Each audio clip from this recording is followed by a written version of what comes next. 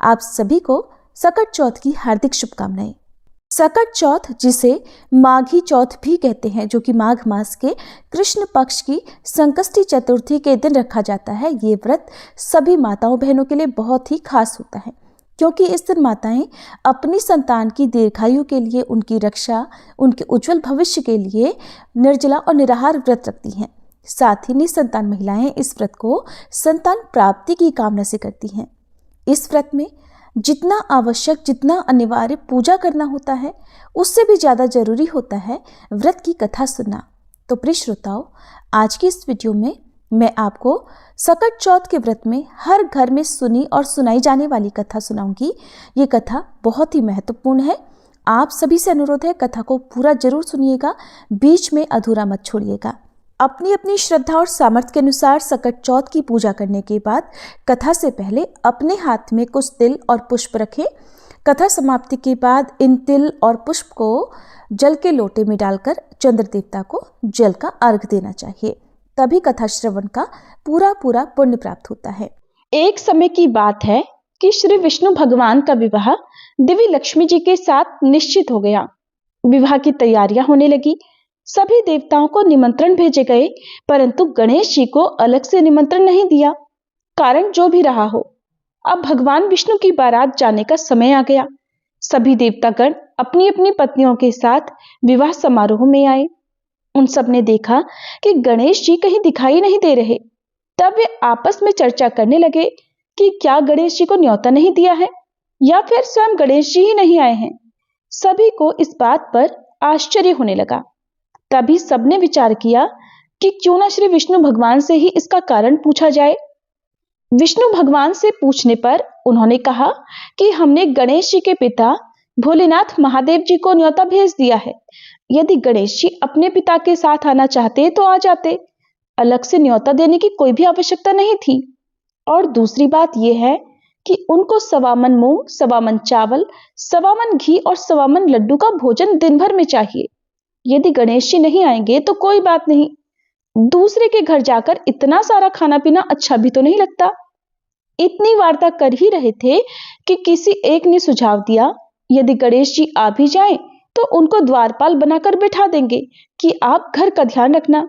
आप तो चूहे पर बैठकर धीरे धीरे चलोगे तो बारात से बहुत पीछे रह जाओगे। सबको ये सुझाव पसंद आ गया। तब विष्णु भगवान ने भी अपनी सहमति दे दी। होना क्या था, इतनी ही देर में गणेश जी भी वहां आ पहुंचे और उन्हें समझा बुझाकर घर की रखवाली करने बैठा दिया। बारात चल पड़ी। तब देवर्षि नारद जी ने देखा कि गणेश जी तो द्वार पर ही बैठे हुए हैं। वे गणेश जी के पास गए और उनके वहां रुकने का कारण पूछा। गणेश जी ने बताया कि विष्णु भगवान ने मेरा बहुत अपमान किया है। नारद जी ने कहा, आप अपनी मूषक सेना को आगे भेज दें तो वह रास्ता खोद देगी, जिससे उनके वाहन धरती में धंस जाएंगे। तब तो उन्हें आपको सम्मान पूर्वक बुलाना ही पड़ेगा। अब तो गणेश जी ने अपनी मूषक सेना जल्दी से आगे भेज दी और सेना ने जमीन पोली कर दी। उधर जब बारात वहां से निकली तो रथों के पहिए धरती में धंस गए। सब लाख कोशिश करें परंतु पहिए ना निकले। सभी ने अपने अपने उपाय कर लिए, किंतु पहिए तो नहीं निकले, बल्कि जगह जगह से टूट और गए। किसी के समझ में नहीं आ रहा था कि अब क्या किया जाए। तभी देवर्षि नारद जी वहां पहुंचकर कहने लगे, आप लोगों ने गणेश जी का अपमान करके अच्छा नहीं किया। यदि उन्हें मनाकर लाया जाए तो आपका कार्य सिद्ध हो सकता है और यह संकट भी टल सकता है। तब भगवान शंकर ने अपने दूत नंदी को भेजा और वे गणेश जी को लिवा कर लाए। फिर गणेश जी का आदर सम्मान के साथ पूजन किया। तब कहीं रथ के पहिए निकले। अब रथ के पहिए तो निकल गए, परंतु वे टूट फूट गए। उन्हें सुधारे कौन? पास के ही खेत में एक खाती काम कर रहा था, उसे बुलाया गया। खाती अपना काम करने से पहले श्री गणेशाय नमः कहकर गणेश जी की वंदना मन ही मन करने लगा। देखते ही देखते खाती ने सभी पहियों को ठीक कर दिया। तब खाती कहने लगा कि हे देवताओं, आपने सर्वप्रथम गणेश जी को नहीं मनाया होगा और न ही उनकी पूजा की होगी, इसीलिए तो आपके ऊपर यह संकट आया है। हम तो मूर्ख अज्ञानी हैं, फिर भी पहले गणेश जी को पूजते हैं, उनका ध्यान करते हैं। आप लोग तो देवतागण हैं, फिर भी आप गणेश जी को कैसे भूल गए? अब आप लोग भगवान श्री गणेश जी की जय बोलकर जाएं, तो आपके सब काम बन जाएंगे और संकट भी नहीं आएगा। ऐसा कहते हुए बारात वहां से चल दी और श्री विष्णु भगवान जी का देवी लक्ष्मी जी के साथ विवाह संपन्न कराकर सभी सकुशल घर लौट आए। हे गणेश जी महाराज, आपने श्री विष्णु का जैसे कार्य सिद्ध किया वैसे ही कार्य सबको सिद्ध करना।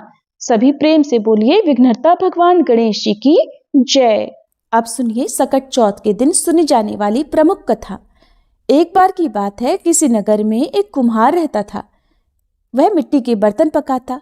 एक बार जब उसने बर्तन बनाकर आंवा लगाया तो आंवा नहीं पका। हार कर वह राजा के पास जाकर प्रार्थना करने लगा कि महाराज, पता नहीं क्या बात है, आंवा पक ही नहीं रहा। राजा ने पुरोहितों को बुलवाकर इसका कारण पूछा तो राज पंडित ने कहा कि हर बार आंवा लगाते समय एक बच्चे की बलि देने से आंवा पक जाएगा। अब तो राजा का आदेश हो गया। बलि आरंभ हुई। जिस परिवार की बारी होती वो परिवार अपने बच्चों में से एक बच्चा बलि के लिए भेज देता। इस तरह कुछ दिनों के बाद सकट चौथ के दिन एक बूढ़ी माई के इकलौते लड़के की बारी आई। बूढ़ी माई के लिए तो वही उनके जीवन का इकलौता सहारा था, लेकिन राजा की आज्ञा के आगे किसी और की भला कहाँ चलती। दुखी बूढ़ी माई सोच रही थी कि मेरा तो एक ही बेटा है और वो भी सकट के दिन मुझसे अलग हो जाएगा। बूढ़ी माई के दुख का कोई अंत ही नहीं था, लेकिन बूढ़ी माई ने धैर्य रखा और उन्होंने अपने बेटे को सकट की सुपारी और दूब का बीड़ा देकर कहा कि बेटा, भगवान का नाम लेकर आंवा में बैठ जाना, सकटा माता तुम्हारी रक्षा करेंगी। सकट का दिन था। बूढ़ी माई ने व्रत रखा था। इधर कुम्हार के घर पर बालक को मिट्टी के बर्तनों के साथ आंवा में डाल दिया। सकट चौथ का दिन था। बूढ़ी माई लगातार गणेश भगवान और सकटा माता से अपने बच्चे की सुरक्षा के लिए प्रार्थना कर रही थी, उसकी लंबी उम्र के लिए कामना कर रही थी। इधर चमत्कार हुआ। कुम्हार ने सुबह उठकर देखा तो आंवा में तो उसके बर्तन पक गए थे, लेकिन उस बालक का बाल भी बांका नहीं हुआ था। पहले तो आंवा पकने में कई दिन लग जाते थे, लेकिन ये चमत्कार देखकर अब वह डर गया और राजा के दरबार में जाकर सारी घटना बताई। इसके बाद राजा ने उस बालक और बूढ़ी माँ को बुलवाया तो माँ ने सभी तरह के विघ्नों को दूर करने वाली संकष्टी चतुर्थी का वर्णन किया। इस घटना के बाद से महिलाएं संतान और परिवार के सौभाग्य के लिए सकट चौथ का व्रत करने लगी। ऐसी है सकट चौथ की महिमा। जो जिस कामना से व्रत रखता है, पूजा करके कथा श्रवण करता है, गणेश भगवान और सकटा माता उनकी सभी मनोकामनाएं पूर्ण करती हैं। बोलिए सकटा माता की जय, गणेश भगवान की जय। अब सुनिए सकट चौथ की देवरानी और जिठानी की कहानी। एक बार की बात है, एक शहर में देवरानी जिठानी रहा करती। देवरानी तो गणेश भगवान की बड़ी भक्त थी और वह नियमित पूजा पाठ भी करती थी। देवरानी का पति जंगल से लकड़ियां काटकर उसे बेचा करता और अक्सर बीमार भी रहता था।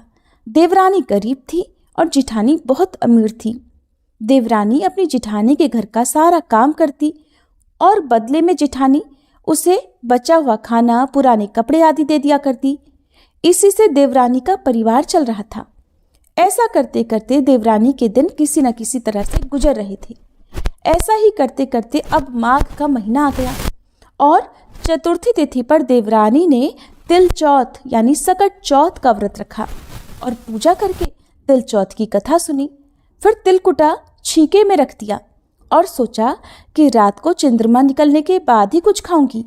इस तरह से कथा सुनकर वह जिठानी के यहाँ काम करने चली गई।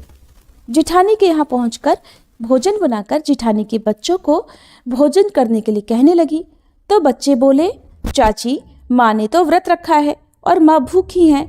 माँ जब भोजन करेंगी तभी हम भी करेंगे। जब जेठ जी को भोजन करने के लिए कहा तो जेठ जी बोले, मैं अकेला नहीं खाऊंगा, जब चंद्रमा निकलेगा तभी मैं भी खाऊंगा। अब देवरानी ने कहा कि मुझे भी घर जाना है, इसलिए मुझे खाना दे दो। तब जिठानी ने उससे कहा कि आज तो अभी तक किसी ने भी भोजन नहीं किया तो मैं तुम्हें कैसे दे दूं? तुम सवेरे ही बचा हुआ खाना ले जाना। जेठानी की ये बात सुनकर देवरानी उदास होकर घर चली आई। देवरानी के घर पर पति बच्चे सब आस लगाए बैठे थे कि आज तो त्योहार का दिन है, कुछ अच्छा खाने को मिलेगा। लेकिन जब बच्चों को पता चला कि आज तो रोटी भी नहीं मिलेगी तो बच्चे रोने लगे। ये देखकर देवरानी के पति को गुस्सा आ गया और कहने लगा, दिन भर काम करने के बाद भी 2 रोटियां नहीं ला सकती तो काम ही क्यों करती हो? पति ने गुस्से में आकर पत्नी को कपड़े धोने के धोवने से पीटा। धोवना हाथ से छूट गया तो पाटे से मारा। वो बेचारी गणेश जी को याद करती हुई रोते रोते पानी पीकर सो गई। उस दिन गणेश जी देवरानी के सपने में आए और कहने लगे, धोवन मारी, पाटे मारी, सो रही है या जाग रही है? वो बोली, कुछ सो रहे हैं, कुछ जाग रहे हैं। गणेश जी बोले, भूख लगी है, खाने के लिए कुछ दे दो। देवरानी बोली, क्या दूं? मेरे घर में तो अन्न का एक दाना भी नहीं है। जेठानी बचा हुआ खाना देती थी, आज तो वो भी नहीं मिला। देवरानी ने आगे कहा कि पूजा का बचा हुआ तिलकुटा छींके में पड़ा है, वही खा लो। गणेश जी ने निकालकर तिलकुटा खाया और उसके बाद कहने लगे, धोवने मारी, पाटे मारी, निमटाई लगी है, कहाँ निमटे? तब देवरानी ने कहा, ये तो खाली झोपड़ी है, आप कहीं भी जा सकते हैं, जहां इच्छा हो वहां निमट लो। फिर गणेश जी बोले, अच्छा अब कहाँ पोंछूं? अब की बार तो देवरानी को बहुत गुस्सा आया। कहने लगी, कब से परेशान किए जा रहे हो, सोने भी नहीं देते। वो बोली, मेरे सिर पर पोंछो। और कहाँ पोंछोगे?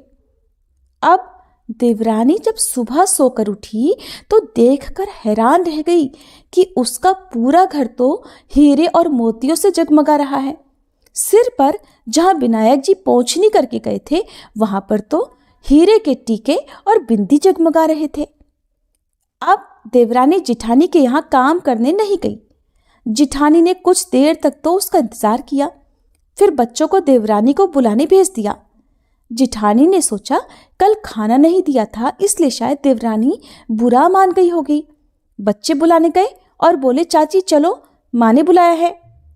दुनिया में चाहे कोई मौका चूक जाए, पर देवरानी जिठानी आपस में कहने का कोई मौका नहीं छोड़ती। देवरानी कहने लगी, बेटा बहुत दिन तेरी माँ के यहाँ काम कर लिया, अब तुम अपनी माँ को ही मेरे यहाँ काम करने भेज दो।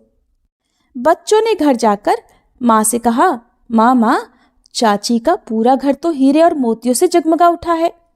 जिठानी को विश्वास नहीं हुआ, दौड़कर झट देवरानी के घर पहुंची। देखकर हैरान रह गई और पूछा, ये सब कैसे हो गया?